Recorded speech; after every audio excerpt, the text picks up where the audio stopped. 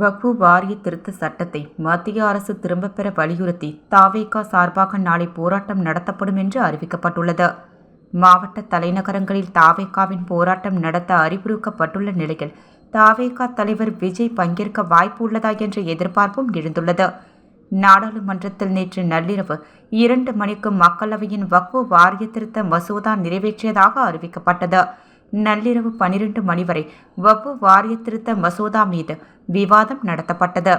இதன்பின் வாக்கெடுப்பு நடத்த நிலையில் வக்ஃபு வாரிய திருத்த சட்டத்திற்கு ஆதரவாக 288 வாக்குகளும் வக்ஃபு வாரிய திருத்த சட்டத்திற்கு எதிராக 232 வாக்குகளும் பதிவாகின.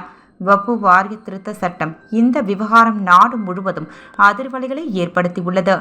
தமிழ்நாடு சட்டசபையிலேயே முதலமைச்சர் மு.க. ஸ்டாலின் உட்பட திமுகவின் மற்றும் காங்கிரஸ் கட்சிகளின் எம்எல்ஏக்கள் கருப்பு பேட்ஜ் அணிந்து மத்திய அரசுக்கு எதிராக கோஷம் எழுப்பினர்.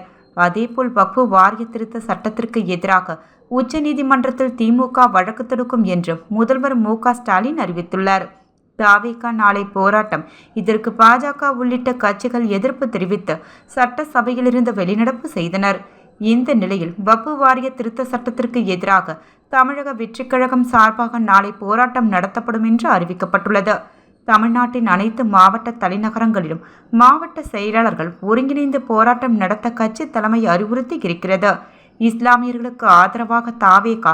இதனால் நாளை தமிழ்நாடு முழுவதும் தவேகாவினர் வக்ஃபு வாரிய சட்டத்தை திரும்பப் பெற வலியுறுத்தி தீவிர போராட்டத்தில் ஈடுபட உள்ளனர். சில வாரங்களுக்கு முன்பாக தவேகா தலைவர் விஜய் சென்னையில் நடைபெற்ற நோன்பு திறக்கும் நிகழ்ச்சியில் பங்கேற்றார். அதனைத் தொடர்ந்து ஒவ்வொரு மாவட்டங்களிலும் தவேகா தரப்பில் நோன்பு திறக்கும் நிகழ்ச்சி நடத்தப்பட்டது.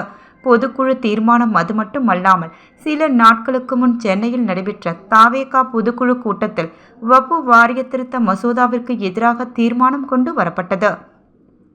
இந்த நிலையில் வக்ஃபு வாரிய திருத்த மசோதா நிறைவேறியிருக்கும் நிலையில் தவேகா தரப்பில் போராட்டம் நடத்தப்பட உள்ளது. இந்த போராட்டத்தில் தவேகா தலைவர் விஜய் பங்கேற்பாரா என்ற கேள்வி எழுந்துள்ளது.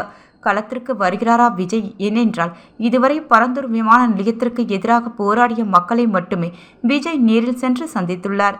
அதன்பின் அறிக்கைகள், வீடியோக்கள், எக்ஸ் பதிவுகள் என்று மட்டுமே விஜய் அரசியல் பணிகளை மேற்கொண்டு வருகிறார். அதேபோல மாதத்திற்கு ஒரு கட்சி நிகழ்ச்சி என்று தொண்டர்களையும் சந்தித்து வருகிறார். இதனால் வக்ஃபு வாரிய திருத்த சட்டத்திற்கு எதிராக தவேகா போராட்டத்தில் விஜய் பங்கேற்க வேண்டும் என்ற குரல்கள் எழுந்துள்ளன.